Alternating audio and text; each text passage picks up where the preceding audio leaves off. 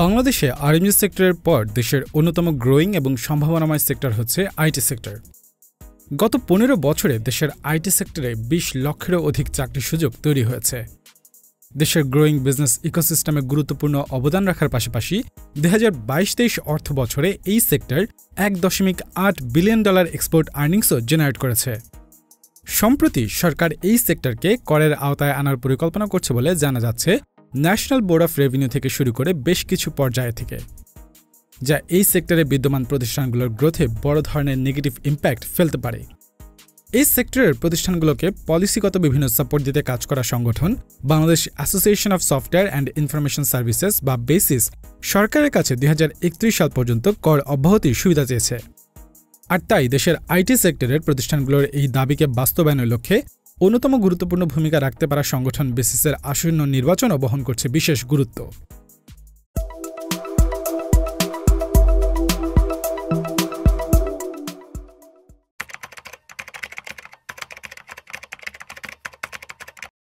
Basis নির্বাচন সবসময় গুরুত্ব বহন করে। এটার প্রধান কারণ হলো আমাদের দেশ ২০০০ সাল থেকে বেশিরভাগ সফটওয়্যার ইন্ডাস্ট্রিতে আমাদের পদচারণা, বাট ২০০০ সাল থেকে ২০০৮ সাল পর্যন্ত আমাদের তেমন একটা গ্রোথ করে নাই। ২০০৯ সাল থেকে আমাদের প্রধানমন্ত্রী ডিজিটাল বাংলাদেশ ভিশনের কারণে আমাদের ডিজিটাল পদচারণা বাড়ে এবং সেখানে আমরা ডিজিটালি আমাদেরকে সফটওয়্যার বানানো এবং সফটওয়্যার সার্ভিস এন্ড আদার সার্ভিসগুলো এগিয়ে নিয়ে যেতে হয় সরকারি এবং বেসরকারি পর্যায়ের জন্য। এবং এই কারণে আমাদের যতগুলো আইটি সংগঠন আছে, এই আইটি সংগঠনগুলোর মধ্যে সবচেয়ে উল্লেখযোগ্য সংগঠন basis, Bangladesh association of software and information services. এইটা গুরুত্বপূর্ণ একটা ট্রেড বডি, যেখানে আমরা এখন প্রায় ২৫০০-র উপরে মেম্বার আছি। এই মেম্বার কোম্পানিগুলো আসলে আমরা দেশকে ডিজিটাইজেশন সার্ভিস দিয়ে যাচ্ছি সরকারি এবং বেসরকারি পর্যায়ে, এবং অ্যাজ ওয়েল এজ আমরা এক্সপোর্ট করতেছি। বেসিস সিলেকশন আমাদের জন্য সবসময় গুরুত্বপূর্ণ। বেসিস আইসিটি সেক্টরের অ্যাপেক্স বডি। বাংলাদেশে বর্তমানে আমরা আইসিটি সেক্টর নানাবিধ সমস্যা এবং আগামী কিছু সম্ভাবনার দিকে যাচ্ছি। তো আমাদের এবারে বেসিস সিলেকশন এই সমস্যাগুলোর সমাধান এবং আগামীর যে সম্ভাবনা, যেমন স্মার্ট বাংলাদেশ বিনির্মাণে বেসিসের কি ভূমিকা হবে, এই সম্ভাবনাগুলোর দিক বিবেচনায় বেসিস ইলেকশন এবার খুবই গুরুত্বপূর্ণ আমাদের সবার জন্য। আমরা যদি ট্যাক্স হলিডের সুবিধা থেকে বঞ্চিত হই, তাহলে আমাদের আইসিটি সেক্টরে অনেক বড় প্রভাব ফেলবে। এটা আমাদের আইসিটি বিজনেস হুমকির সম্মুখীন হবে, অনেক ছোট ছোট কোম্পানি বন্ধ হয়ে যাবে, শিক্ষিত বেকার সংখ্যা বাড়বে বাংলাদেশে। সবচেয়ে গুরুত্বপূর্ণ বিষয় হচ্ছে আমরা যে স্মার্ট বাংলাদেশের স্বপ্ন দেখছি, আমরা যে স্মার্ট বাংলাদেশের লক্ষ্যে এগোচ্ছি, সেই লক্ষ্যে আমাদের দেশীয় কোম্পানিগুলো পিছিয়ে যাবে। বেসিস অ্যাকচুয়ালি দুইটা পয়েন্টে কাজ করে। একটা হলো মেম্বার যারা নতুন তাদেরকে মেন্টরশিপ, লিডারশিপ প্রোগ্রামে হেল্প করে, এবং আমাদের সরকারের উচ্চ পর্যায়ে যেখানে পলিসি ডেফিনিশন তৈরি করতে হয় সেখানে কাজ করে নেগোসিয়েটর আকারে। সেখানে আমাদের ট্যাক্স পলিসি হইতে পারে, আমাদের আদার পলিসি হইতে পারে, সরকার থেকে একটা বেনিফিট পাওয়া আমাদের ইন্ডাস্ট্রিকে ডেভেলপ করার জন্য, বা সরকারের রোড ম্যাপ ডিফাইন করার ক্ষেত্রে আমাদের ইনপুট অনেক। এইবার আসলে বেসিস এত বেশি ইম্পর্টেন্ট হয়ে দাঁড়িয়েছে যে গত কয়েক বছরে জাতীয় নির্বাচন ইত্যাদি সবকিছু মিলিয়ে বেসিসের একটা বড় কাজ ছিল হলো ব্র্যান্ডিং করে একটা জায়গায় যাওয়া। বেসিসের উদ্দেশ্যটাই হলো কালেকটিভ বার্গেনিং, যে আমরা এতজন মেম্বার একসাথে একটা অর্গানাইজেশন, আমরা বিভিন্ন stakeholders, government, private organisations, NGO, সবার সাথে মেম্বারদের সাথে আমরা বার্গেন করব। আপনার সাথে মানুষ কখন বার্গেন করবে? যখন আপনাকে মানুষ চিনবে। আপনাকে যদি না চিনে, তাহলে তো বাংলাদেশে ধরেন যে ১ লক্ষ বাস ড্রাইভার আছে, তাদের কিন্তু আসলে কালেকটিভ বার্গেনিং করার স্পেসটা নাই। বেসিস আমাদের সেই স্পেসটা। সো ব্র্যান্ডিংটা রাইট জায়গায় এসেছে। এখন আসলে রাইট টাইম, এই নেক্সট 2 ইয়ার্স 5 ইয়ার্স এই গভর্নমেন্টের যে টেনরটা, যে এই বার্গেনিং করে আমাদের পক্ষে ডিসিশনগুলো আনার, যেন আমাদের মেম্বারদের জন্য বেনিফিশিয়াল হয়। এই কারণেই এত ইম্পর্টেন্ট। বেসিস যে টেকনোলজি এবং সফটওয়্যার ট্রেড বডি হিসেবে আপনারা জানেন, যেটার ব্যাপ্তি গত 30 বছর থেকে এই সংগঠনটা চলছে, এবং আপনি আইটি খাতে যতগুলো সংগঠন দেখবেন, বেসিস, বিসিএস, আইএসপিএবি, বাকলো, ইক্যাট, তার মধ্যে সবচেয়ে উল্লেখযোগ্য কিন্তু সংগঠন হচ্ছে বেসিস। এবং আপনি যদি গভর্নমেন্ট পলিসি দেখেন, আমাদের আইটি খাতের পলিসি দেখেন, সবার আগে কিন্তু বেসিসকে ধরা হয়। এবং মেম্বারের দিক থেকেও শুধুমাত্র সফটওয়্যার না, হার্ডওয়্যার থেকে শুরু করে বিভিন্ন ধরনের টেকনোলজি লাইক ই কমার্স থেকে শুরু করে সব ধরনের ব্যবসায়ী যারা আইটি খাতে জড়িত, তারা কিন্তু বেসিসের সাথে জড়িত। এবং বাংলাদেশের যতগুলো এক্সপোর্ট প্লাস আমাদের জিডিপিতে যে গ্রহণযোগ্যতা রাখছে সেটা কিন্তু বেসিসের মেম্বারে রাখছে। সর্বোপরি বাংলাদেশের টেক এনাবল এই সংগঠনের যেহেতু ব্যক্তিটা অনেক বড়, মেম্বার সংখ্যা অনেক বড়, এবং এই মানে যে কোনো ধরনের সরকারের ডিসিশনের ক্ষেত্রে বেসিসকে গ্রহণযোগ্যতা দেওয়া হয়, এবং স্মার্ট বাংলাদেশের এই নতুন যে বিনির্মাণে যে সবাই কাজ করছে সেটাও কিন্তু বেসিসেরই একটা ওয়ান অফ দ্য এজেন্ডা। তো সেক্ষেত্রে বেসিসের এইবারের এই ইলেকশন আয়োজন, যেটা প্রতি বছর প্রতি 2 বছর পরপরই হয়, এবারের আয়োজনটা একটু ব্যক্তি বেশি, বিকজ এখানে ক্যান্ডিডেট সংখ্যা গতবারের থেকে আরো বেশি। এই কারণে বেসিসের ইলেকশন সবসময় 2 বছর পর পর, কিন্তু অন্য যে কোনো সময়ের থেকে এইবারের ইলেকশন অনেক গুরুত্বপূর্ণ। তার একটা প্রধান কারণ হলো আমরা যে ট্যাক্স রিবেটটা পেয়ে থাকি আইটি এবং আইটিএস বিজনেসের জন্য, সেটা 2024 সাল এই বছরে জাস্ট আর মাত্র 2টা মাস পরে শেষ হতে যাচ্ছে। এটা আমাদের জন্য অনেক ইম্প্যাক্টফুল, কারণ আমরা ডিজিটাল বাংলাদেশ থেকে স্মার্ট বাংলাদেশের পথে হাঁটছি। আমাদের এখানে যে সফটওয়্যার ইন্ডাস্ট্রি গ্রো করছে, জাস্ট গ্রো করা শুরু করেছে, সেটার পুরো জার্নি বিঘ্নিত হবে যদি আমরা এই সময়ে এই ট্যাক্স রিবেটটা অফ করে দেই। আমাদের দেশে সফটওয়্যার কোম্পানি ইন্টারন্যাশনালি বিজনেস করা শুরু করেছে, আমরা লোকালি অনেক সলিউশন তৈরি করছি, যেটা আমাদের জীবনযাত্রা এবং সরকার ব্যবস্থাকে অনেকভাবে পরিবর্তন করছে। এই সময়ে সরকার যদি এই ধরনের কোনো সিদ্ধান্ত নেয়, সেটা বাংলাদেশের জন্য অনেক খারাপ হবে। সেটা যে শুধুমাত্র আইটি ইন্ডাস্ট্রির জন্য খারাপ হবে তা না, বাংলাদেশ সরকারের রিজার্ভের জন্য এটা খারাপ হবে। আপনারা একটা জিনিস চিন্তা করে দেখেন যে আইটি ইন্ডাস্ট্রি এই 2023 সালেও $1.8 বিলিয়ন বিদেশ থেকে বাংলাদেশে নিয়ে এসেছে।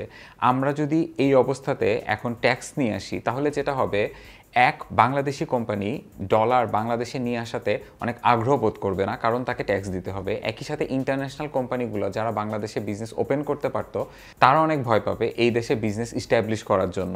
একই সাথে এবার যারা নেতৃত্বে থাকবে তাদের জন্য এগুলো খুবই ইম্পর্টেন্ট দায়িত্ব। তারা যদি এই ভূমিকাগুলো খুবই ভালোভাবে না পার করতে পারে, তাহলে আমাদের আইটি ইন্ডাস্ট্রির ভবিষ্যৎ খুবই সন্দিহান অবস্থায় থাকবে। আমার মূলত যেই ক্ষমতায় আসুক, আমার প্রত্যাশা হলো ট্যাক্স মওকুফের একটা থ্রেট আমাদের কাছে এসে গেছে। এতদিন আমরা ট্যাক্স মওকুফ ছিলাম, আমরা কোনো মতো সার্ভাইভ করছি। আমাদের মতো অনুন্নতশীল দেশে যদি আমাদের উপরে ট্যাক্স বসিয়ে দেয়, তাহলে আমরা এই সার্ভাইভ করতে পারবো না। ভ্যাট ট্যাক্স নিয়ে ধরেন গার্মেন্টস ইন্ডাস্ট্রি নিয়ে বলি, বাংলাদেশে এত বছর ধরে গার্মেন্টস ইন্ডাস্ট্রি হয়েছে, এখনো ট্যাক্সের কিছু হলে ওনারা যে কান্নাকাটি করে। আমি প্রোটেকশন দিতে দিতে যদি বাচ্চাকে বড় না হতে দেই তাহলে মুশকিল। আবার এটাও ঠিক যে বাচ্চার একটা প্রোটেকশন দরকার, গার্ডিয়ান দরকার। So at the same time we need a very good balance between protection and competing in the open market. So I think yes, we at this point of time we definitely need bad tax protection and all these things, but আস্তে আস্তে আমাদের এটা phase out হবে, এটা মাথায় রেখেই ব্যবসা করা উচিত। সো আমাদের কোম্পানিগুলো আস্তে আস্তে ম্যাচিউর হোক, আস্তে আস্তে উই শুড ওয়ার্ক টুয়ার্ডস যে ইভেন্চুয়ালি এই প্রোটেকশনটা আমাদের থাকবে না। এই মুহূর্তে অ্যাডভার্স এফেক্ট তো অবশ্যই হবে। এখন আপনি বাচ্চা দুইভাবে বড় করতে পারেন, একটা হলো গিয়ে ছেড়ে দিলেন, ও বড় হলো, এটা হলো যে এই মুহূর্তে যদি ব্যাড ট্যাক্স চলে যায় তাইলে একভাবে, আরেকটা হলো প্রোটেকশন দিয়ে দিয়ে আস্তে আস্তে ইউ গ্রো দেন। দুইটারই প্রোজ এন্ড কনস আছে, ওইটার মধ্যে না গেলাম। কিন্তু আমার মতে যে অ্যাডভার্স এফেক্ট আছে, আমরা যতটা ভয় পাচ্ছি এতটা আমার মনে হয় না। Same going back to quota example, garments example, যে যখন কোটা চলে যাবে বাংলাদেশের শিল্প ধ্বংস হয়ে যাবে, হয়েছে কি? হয় নাই। সো এটাও আমার মনে হয় যে যতটা না এফেক্ট হবে তার থেকে আমরা আসলে ভয় পাচ্ছি বেশি। বাট এটা ঠিক যে এই মুহূর্তে থাকা উচিত আরো 3 to 5 ইয়ার্স আমাদের ওইদিকে কাজ করা উচিত, যে না আস্তে আস্তে এটা থাকবে না, আমরা ম্যাচিউরড হবো, আমরা যেন ওইদিকে যাই, সেইভাবে সবসময় এই প্রোটেকশনটা এক্সপেক্ট করা ঠিক হবে। নির্বাচনে যারাই এই হোক, আমরা একটা ঐক্যবদ্ধ এবং শক্তিশালী বেসিস চাই সবার আগে, যেখানে বেসিস মেম্বারদের স্বার্থ সংরক্ষণের জন্য সবাই নিবেদিত প্রাণ কাজ করবে। এটি আমাদের মেইন প্রত্যাশা হচ্ছে মেম্বার কেন্দ্রিক। তার মধ্যে লোকাল সফটওয়্যারের স্বার্থ সংরক্ষণ, লোকাল সফটওয়্যারকে সাফিসিয়েন্ট করে, বিদেশি সফটওয়্যারদের যে অগ্রাসন আছে সেখান থেকে লোকাল সফটওয়্যার ফার্মগুলোকে প্রোটেক্ট করা, লোকাল সফটওয়্যারের স্বার্থ সংরক্ষণ করা, গভর্নমেন্ট এবং আদার এরিয়াতে পলিসি লেভেলেও স্ট্রং সাপোর্ট যেন নেতৃবৃন্দ নিয়ে আসতে পারে, সেই জন্যই অ্যাকচুয়ালি আমরা আশা করবো যে নেতৃবৃন্দ ওইভাবে কাজ। আমি পলিসি ডেফিনিশন চাইছি, যে আমার কতগুলো পলিসি লাগবে। একদম প্রথম থেকে বলুন, আমাদের সরকারি কাজগুলোতে এখন সরকার চায় যে বেসিসে মেম্বারশিপ বাধ্যতামূলক। এই একটা পলিসি কিন্তু আমাদের ছিল না। এই পলিসির কারণে আমরা কিন্তু এখন বেসিস মেম্বার হওয়া ছাড়া আমরা কোনো কাজ করতে পারতেছি না। আমাদের বর্তমান দাবি, আমরা বিদেশি কোম্পানি যারা এখানে কাজ করতে আসবে সেই কাজগুলোতে যাতে করে দেশীয় পার্টনার গুলা বাধ্যতামূলকভাবে পার্টনার হিসাবে থাকে, যাতে করে আমরা পরবর্তীতে সাপোর্ট এন্ড আমাদের সক্ষমতা তৈরি করতে পারি। এরকম অনেকগুলো পয়েন্টে অ্যাকচুয়ালি বেসিসকে আমাদের প্রয়োজন। সো শুধুমাত্র আমি এক টাইপের মেম্বারের জন্য হয়তো বলছি, প্রত্যেকটা টাইপের মেম্বারদের জন্য কমন পলিসি এবং ইন্ডিভিজুয়াল পলিসির ক্ষেত্রে অ্যাকচুয়ালি বেসিসকে প্রয়োজন। প্রত্যাশা থাকবে হলো গিয়ে যে আগে যেটা বললাম যে স্পেসটা তৈরি হয়েছে, ব্র্যান্ডিংটা তৈরি হয়েছে, ওইখান থেকে আবার শুরু করার জন্য, রাদার দেন যদি নতুন কেউ আসে যান starting from scratch always tax a lot of time. ওই জায়গার মধ্যে না যায়, সবাই মিলে ইনক্লুসিভলি কাজ করুক, একসাথে কাজ করুক। এট দি এন্ড সবাই ইন্ডাস্ট্রি কলিগস, সবাই বন্ধু বান্ধব। ভোটের সময় আলাদা আলাদা প্যানেল হবে, পক্ষ বিপক্ষ থাকবে। এটা সারা দুনিয়াতে যে কোনো ভোট বা যে কোনো কম্পিটিটিভ এনিথিং এর মধ্যে এরকম হয়, এটাই স্বাভাবিক। একসাথে মিলে সবাই কাজ করবে এবং যেই জায়গায় একটা ব্র্যান্ডিং আসছে এর পরের স্টেপটা হলো গিয়ে পলিসি ইনফ্লুয়েন্স। সেই স্টেপটা যেন ভালো করে হয়, এদিকে সবাই নজর রাখবেন, এটাই প্রত্যাশা। অ্যাগেইন এটা আসলে মেম্বার সংগঠন, মানে মেম্বারদের সার্ভিস দেওয়ার জন্য কিন্তু এই সংগঠনটা কাজ করে আসছে। এবং আপনি যদি দেখেন যে ভ্যাট পলিসি, আমাদের যে ট্যাক্স এক্সাম্পশন ছিল গত 10 বছরের, প্লাস নতুন নতুন সুবিধা পলিসি লেভেলে, এই কাজগুলো কিন্তু আসলে বেসিসের যারা ইলেক্টেড বডি থাকেন তারা কিন্তু বেসিসের মেম্বারের হয়ে কাজ করে। এবং আপনার গভর্নমেন্টের সাথে বা মিনিস্ট্রিগুলোর সাথে পলিসি লেভেলে যে আন্ডারস্ট্যান্ডিং গুলো করা হয়, যে ধরনের বার্গিং করা হয় আমাদের মেম্বারদের জন্য, এই কাজগুলো কিন্তু বেসিস করে। এবং এইবারের আমি নতুন করে যেটা বলতে চাই, এবারের যে নতুন এই ইলেকশনটা হচ্ছে, আপনারা অলরেডি জানেন যে এখানে 3টা চ্যাপ্টার কাজ করছে, 3টা মানে প্যানেল কাজ করছে। 3টা প্যানেলেরই কিন্তু সবাই কিন্তু সব কয়জন ক্যান্ডিডেট কিন্তু সমানভাবে কিন্তু কোনো না কোনো ভাবে তারা সাকসেস করে আসছে তাদের ব্যবসায়। ওই জায়গা থেকে যদি আমি চিন্তাও করি যে বেসিসের বোর্ডে যারা আসবে তারা কিন্তু মেম্বারদেরকেই সার্ভ করতে হবে এবং মেম্বারদের সুযোগ সুবিধা কিন্তু এনশিওর করতে হবে। বাংলাদেশ আরও যে ক্ষেত্রে অনেক ভালো করতে পারে, তার মধ্যে ইম্পর্টেন্ট কয়েকটা বিজনেস সেক্টর হলো সফটওয়্যার প্রোডাক্ট এবং সাস। এই বিজনেসগুলো বাংলাদেশ যদি ভালো করে করার চেষ্টা করে তাহলে আমাদের ইন্টারন্যাশনাল মার্কেটে যেমন প্রোডাক্ট মার্কেট করা শিখতে হবে, একই সাথে এই প্রোডাক্টগুলো কেমনভাবে আমরা আর্কিটেকচার করতে পারি, কেমনভাবে এই প্রোডাক্টগুলো তৈরি করতে পারি, এইটা নিয়ে আমাদের ইন্ডাস্ট্রিতে নো হাও বাড়াতে হবে। আমরা চিন্তা করি যে আমাদের এখানে প্রচুর কোম্পানি আছে যারা ইআরপি তৈরি করে, যারা কাস্টম সলিউশন তৈরি করেছে বিগত দশক ধরে বিভিন্ন কোম্পানি বিভিন্ন ইন্ডাস্ট্রির জন্য।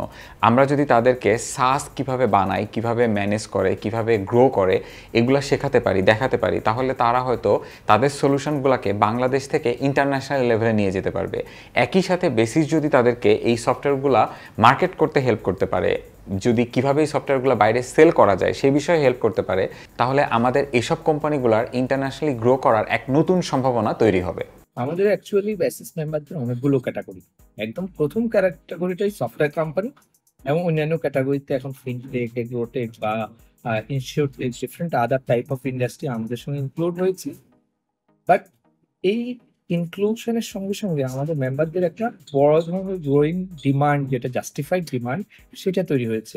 সেই জিনিসগুলো সার্ভ করবো। সেখানে সবচেয়ে বড় ব্যাপার যেটা, আমাদের এই 2500 মেম্বারের মধ্যে সবাই বড় না বা সবাই মিডিয়ামও না। আমাদের প্রচুর ছোট মেম্বার আছে যারা স্ট্রাকচারালি কোম্পানি ডেভেলপ করে নাই। সেই জায়গাটায় আমরা বেসিসকে প্ল্যাটফর্ম হিসেবে ব্যবহার করে তাদেরকে স্ট্রাকচার তৈরি করে দিব। আর 2 নম্বর পয়েন্ট, যেটা সফটওয়্যার ইন্ডাস্ট্রি। সফটওয়্যার ইন্ডাস্ট্রি মানে হলো আমাদের intellectual property industry. Intellectual property আমরা প্রচুর পরিমাণ তৈরি করতেছি, বাট এটার যে প্রোটেকশন এবং এটার যে অ্যাকাউন্টেবিলিটি আমাদের দেশে এই জিনিসটা অনেক কম। আমরা সেই জায়গাটায় আমি প্রচুর পরিমাণ কাজ করতে চাই small to medium and large কোম্পানির জন্য, এবং সরকারের পর্যায়েও কিন্তু আমাদের ইন্টেলেকচুয়াল প্রপার্টিটা অ্যাসেট আকারে প্রপারলি রিকগনাইজ হচ্ছে কিনা সেই ব্যাপারে যথেষ্ট সন্দেহ পোষণ করি আমরা, এবং সেই জায়গাটাকেও আমরা কারেকশনের জন্য ইনপুট দিতে চাই।